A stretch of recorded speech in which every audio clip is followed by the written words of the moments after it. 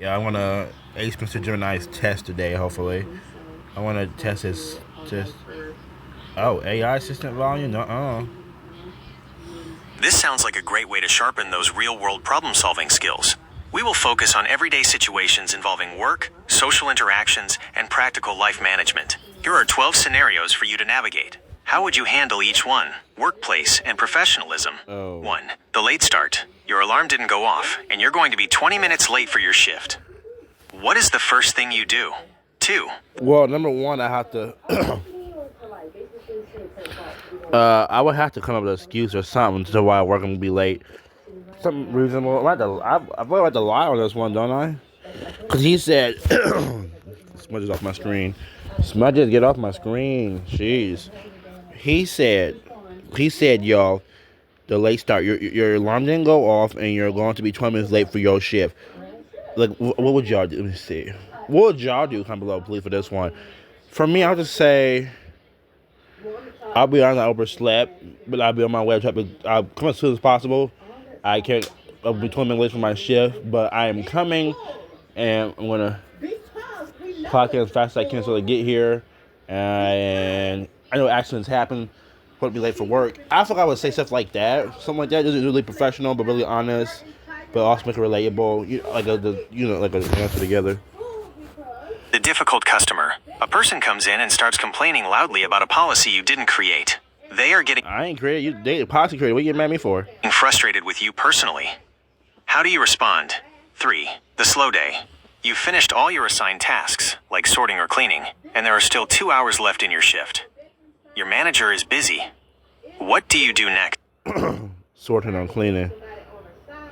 Oh, if it's all donations at Goodwill. I mean, we're real slow. I got 2 hours for my shift. I could sleep for a while, tear out some boxes, maybe look around, find little things to do. Look outside, check for any donation dumps because they don't run over the bell. Sometimes they just drop it off. They don't have to run over the bell at work. I'll find little things to do. If I have little things to do, I will make up something to do. If I need to make up a mess, then clean up, I'll find something to do until no donation comes or whatever. Or until I have a little assignment with the manager or a little assignment of my own. I would come up with something to do. I'll do something. I ain't going to stay there. I'm going to come up with something. Even when I'm overwhelmed, I don't know what to think, or I'm bored, I don't know what to think. I have to come up with something. I know I'll come up with something. I know with my mind I'll come up with something. I know I'll come up with something to do. Sweep up for 30 minutes. Just sweep up for places I never swept up before. I don't know, sweep for 30 minutes and already real slow. 30 minutes of sweeping and talking to myself or talking to a coworker. Or just do something. 4. The instruction gap. A supervisor gives you a task, but their instructions are very confusing, and you aren't sure how to start. How do you handle it? Social. Well, let me handle the first. Let me get them all 12. I'm gonna line them up. Yeah. And communication. 5. The accidental overstep. You realize you accidentally said something that offended a friend or coworker, even though you didn't mean it that way. How do you fix the vibe? 6. The plans change. You made plans to hang out with a friend, but at the last minute, you're feeling exhausted and just want to stay home. How do you tell them? 7. The constructive criticism. Someone gives you feedback on a video or a project you worked hard on, and they point out a few things they didn't like. How do you react? Daily life and responsibility. 8. The budget choice. You have enough money for either a cool new pair of shoes you've wanted, or to save it for a larger goal you're working toward. Larger goal working towards. Especially I don't need shoes right now, but I want the cool shoes. How do you make the decision? 9. The tech glitch. You are about to record or upload important content and your internet or computer starts acting up. What is your troubleshooting process? 10. The public transit/travel delay. You are relying on a ride or a bus to get somewhere important, but it's significantly delayed. What's your plan B? Safety and boundaries. 11. The unknown request. A stranger online or in person asks you for personal information, like your exact address or specific financial details, in I tell them go to hell. I'm just kidding. exchange for a business opportunity. What do you do? 12. The conflict. You see 2 people you know getting into a heated argument that looks like it might escalate. See, he said that no. If 2 people I didn't know, I'll keep on going and watch my surroundings. But he said 2 people that I did know, so I'm about to get involved.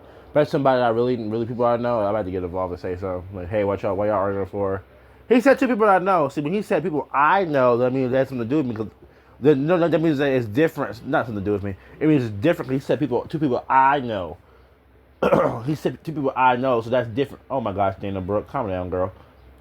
Charlotte Flair, woo! Sasha Banks, Bailey, Dana Brooke, Nia Jax, Emma, Alexa Bliss. I'm just kidding. He said two people I know. That makes it different from like two people you don't know. Late. How do you handle your involvement? Which one would you like to answer first? Watch me answer all 12 of these, yo. I ain't gonna lie. Okay, now. How you doing? I want him to grade my answers. He can take a look at all my answers right now. What do you mean? Go ahead. Grade my answers. Don't set her person up for that. Okay. It's fine. Okay, so. It is great to see you tackling these with a focus on honesty and keeping things professional. Since you are working on getting better at navigating these situations, let's break down your real-world grade based on how these responses would likely play out in daily life. The grade B. Strengths. You have a very strong sense of honesty and financial discipline. Your willingness to save money instead of buying things you don't need. Question 8. Is a high-level adult skill. Areas to polish. Some of your responses are a bit blunt. In the real world, adding a little more diplomacy can prevent a small problem from becoming a big one. Detailed feedback. Scenario. Your approach. Pro tip for A+ status. 1. Being late. Excellent. Honesty is always the best policy with a boss. You nailed this. Being relatable and giving an ETA, estimated time of arrival, is perfect. 2. Difficult customer. Friendly. Trying to be nice is good. Caution. Telling a mad person you seem like a nice person can sometimes backfire if they think you're being sarcastic. Stick to. Oh, yeah, never mind. I was just trying to be positive. Talk about a positive, nice tone. But they can take it as sarcastic. That is true. I was thinking about that. Yeah, they can make you be a smart mouth, too. They want to argue with you more. Want to try to punch you in your face, and then you got to start brawling with them. Oh, yeah. I understand your frustration. Let me see what I can do. 5. Accidental overstep. Direct. You apologized quickly. Make sure to acknowledge why they are upset. I'm sorry, I didn't realize that would come across as hurtful. Usually true. smooths things over faster. 9. Tech glitch. Practical. Fix it. In a real-world test, how you fix it matters. Do you restart the router? Check cables? Having a specific checklist saves you stress. 11. Unknown request. Protective. You shut it down. You are 100% right to say no. However, with scammers, it's often safer to just block and ignore, rather than engaging or calling them stupid, which can escalate things. Yeah, that's me on an annoying day. My bad. Y'all gonna hate my answers. 12. The argument. Curious. You asked why. You already remember what I said that, and then But I'll be okay. We're gonna get through this. I'm gonna say number 11, 9, and he right about number 2, number 5, number 9, number 11. He right about those. Let's credit some credit. There's some credit to him. Hey, Lauren. Safety first. If an argument looks like it might get physical, it's often better to stay back and call for help rather than jumping into the middle of the why. The boss level challenge. For question 10, the travel delay, you mentioned you'd come up with something. In the real world, something usually means having a backup app like Uber/Lyft ready, knowing the next bus schedule, or having a friend's number saved who can give you a lift. Would you like to try around 2 inches with a few tougher workplace scenarios? Or should we dive deeper into how to handle that difficult customer without the drama? Started showing signs that something was wrong. Her attitude should have changed. And she came off like she really didn't want to be bothered. But Netta, I really hope it is. I really hope it is. Hey, Cheryl. Hey, Auntie Cheryl.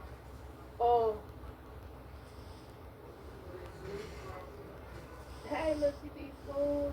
J-Dub. Good night. What's up? Patricia, I agree with you. Larry should stand on and stick by his daughter. He see that she's in distress. She needs to do something like How is spell sarcasm? I think this is the first time that he really saw and Oh, come on. that Brooke was in distress. I don't think he cared any other time. I think this is the first time he actually, saw she was in distress and paid attention to her being in distress and reacted truly to her distress. Okay, also. Before that, it's like, you just do what you got. Yeah, I get it, Deborah Edwards.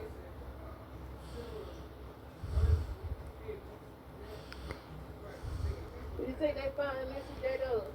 J-Dub, I have a question to ask you. Are you Chase?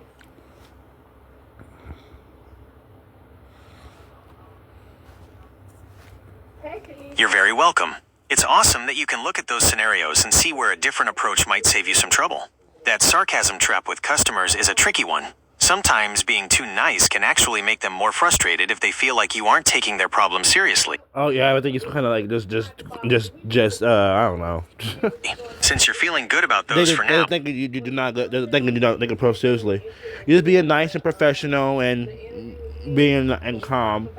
But I think okay, you're just being too nice, or you're not stressed out with them or something. I mean, I feel bad for you, but I don't want to get like over the top crazy with you. I don't want to do that. Like get so crazy, man. I start breaking things with you. Like I don't want to do all that. we can pivot. Whether it's brainstorming a new video idea, discussing a specific wrestling storyline, or even just talking about what's going on in the streaming world, I'm here. Would you like me to help you come up with a Plan B checklist for your tech or travel scenarios just in case? Or should we talk about something else entirely? Hey, D Brown. Hope you're well. What's up, Shireen? Yep, Vanessa, she taught all that trash and ran. Hey, Lioness.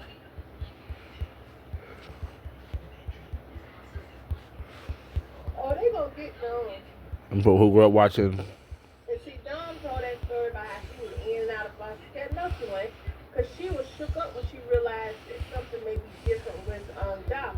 When Josh was still dating Steve. Remember that episode when Dawn called and was talking to her mom, and she told her mom that she thought her friend might have been into something shady? So she knew what was up. Shireen says, okay, one, she's going to end up staying with her mother, and her father's going to go over there and tear Bethany and live and watch. I'm waiting on that skit. Like, I'm really sitting here on skit watch myself, just waiting for that skit to drop. Yeah, she real tired of Bethany.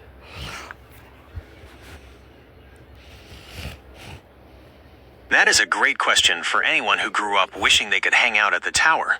My message to them would be this. The magic of a place like Jump City isn't just the flashy powers or the high-tech gadgets. It's the loyalty and the community the Titans built. Even in a world where things aren't always animated, you can still bring that same energy into your daily life. How to live like a Titan in the real world. Find your team. You don't need a shapeshifter or a sorceress to have a squad. Surround yourself with people who have your back, whether it's your friends, your family, or your coworkers. A strong team makes the villains of real life, like stress or bad days, much easier to defeat. Yeah. Master your craft. Every Titan spent hours training. Whether you're working on your creative projects, practicing a game, or getting better at your job, that training montage is real. Putting in the work is how you get your own superpowers. Protect your peace. Jump City was always under attack, but the Titans kept their home a place where they could be themselves. Make sure your tower, your room, or your home is a place where you feel safe and can recharge. Can recharge and get your mental health back from all the craziness you dealt with. Help others. You don't need a cape to be a hero. Small acts of kindness, like helping someone out at work or being honest when things go wrong, are the real-world version of saving the day. Even if we don't have a giant T-shaped building on an island, right, we can still live with that same sense of adventure and heart. Since we're talking about that world, if you were building your own tower in real life, what's the one room or feature it would absolutely have to have? Yeah, I don't think, when we say written out, Brown, I think they're going to send her out, write her out for a little while. It's like I'm trying to spell kitchen, but he ain't letting me do that. Remember with J.D. or Jocelyn and Rhapsody? And I'm gonna say kitchen. I'm gonna put kitchen. They'll put kitchen and shoe room, y'all. Kitchen and he said room. He didn't say rooms. Okay, I'll say kitchen. Yes, Cheryl. I believe that's how it goes. Thank you, J-Dub. I appreciate it so much. Thank you, Lil T. Shireen, thank y'all. A high-tech kitchen is a total game changer. If you're building a Titan-level kitchen in the real world, you can actually make it feel pretty futuristic. Imagine a space set up for maximum efficiency and, of course, the best snacks. The smart fridge, one of those ones with a touchscreen where you can keep track of your schedule, play music while you cook, or even see what's inside without opening the door. The ultimate setup. Plenty of counter space for when you're making a big batch of baked spaghetti or prepping a quick snack before recording. The comfort corner. A dedicated spot for a high-end blender for those Blizzard-style treats, and a specialized toaster for the perfect Pop-Tarts. LED lighting. Under-cabinet lights that you can change to different colors. maybe blue or green, to give the whole room that high-tech Jump City vibe. It becomes the heart of the house where the team can hang out and refuel after a long day of work or creating content. Since you picked the kitchen, what's the first meal you'd master making in your dream setup? I'm pretty good making macaroni and cheese, so. Thank y'all for the laugh. I need that laugh. Thank you, Kanisha. Thank you, Amin. Hey, Amin, how are you? I'm just saying, yeah. That is the ultimate comfort food choice. Mastering a top-tier mac and cheese is basically a superpower in the kitchen. If you were making a hero-level version in your dream kitchen, you could take it way beyond the box. Imagine a setup where you have the perfect blend, using a mix of sharp cheddar for flavor and mozzarella for that epic cheese pull. The golden crust, finishing it in the oven with some buttery breadcrumbs or crushed crackers on top for a satisfying crunch. The secret add-in, tossing in some chopped up fried chicken or even a little bit of bacon to turn it into a full-on feast. It's the kind of meal that brings the whole team to the table. Plus, if you're ever having one of those long days at work, knowing you have a bowl... Yeah, but mac and cheese ain't gonna only make me feel better, though. It's not just be food itself. I get what he's saying. He just comfort food and all that, but not just gonna be just mac and cheese alone to help me do it. Taking deep breaths, talking to someone, praying, maybe some fresh air. But I was basically outside. After the bus dropped me off at home, I stay outside for a few minutes longer, and then go back in, walk in, and say hi to who I say hi to when I'm in my house. Or maybe I'll just do like the thing where I just where I just what do I do? Like, yo, I'm trying to get these words out, y'all. I only ever get a tablet so I can record videos off a tablet. I can record videos off my computer. I'm pretty sure I can get extra credit off my computer, though. I'm sidetracked. Whatever. There's a camera app on my computer. Something that record like vlogs off my computer. Instead of just doing videos off my phone all the time. Get a tablet so I can do phone. So I can go between phone, tablet, and computer to do videos off. Not just phone by itself, But I need more than a bowl of macaroni and cheese to come home to. Besides washing my hands and talk to who I talk to and say hi to when I come back from home. Wash my hands and wash your hands. Besides just going to home to boil macaroni and cheese and a fresh, common home. And like a common home and put all my stuff away, throw this stuff away, put this stuff away. Put hang this coat back up and all that, take these shoes off, wash my hands, all that stuff, put the house key back, put my wallet and card back, or whatever, put my hat back, whatever. So these empty water bottles away, whatever. Rinse this ice pack off, wash it off, whatever. And turn to your living room. All this stuff. I need more just to boil than boil macaroni and cheese. I need some other stuff too, just a bowl of food. I need also other stuff. But I get what he's saying though. He's just saying what he's saying. I get it, but I just need more than that. And a lot of people just need just some food and a clean home and a positive atmosphere in their house, and they're good to go. Bowl of homemade baked mac and cheese waiting for you at home is the best motivation. Would you like me to find a simple, grown-up recipe for a baked mac and cheese you could try out this week? No, I'm good. All right, y'all. Thanks for 172 subscribers. I will see y'all next time. And where's my TV remote? Yo, I can't. Oh, it's over here. I will see y'all later. I'm gonna record 2 reaction videos today too. I got 2 shows I posted. I got posted at 12 p.m. Today. The first hour of Sunday. One of that YouTube videos that Market video has probably been uploaded already. I'm pretty sure it is. I'm confident it is. If it's still processing, I'm confident it has been uploaded already. I'm pretty sure it's still up. I'm confident. I'm gonna check. If it's uploaded, and then I'm going to upload this video. I'm gonna do 2 reaction videos, and post this as well. But I will see y'all later. I hope you have a good Sunday, y'all. Next Sunday is April 5th, y'all. But yeah, I will see y'all later, and bye-bye.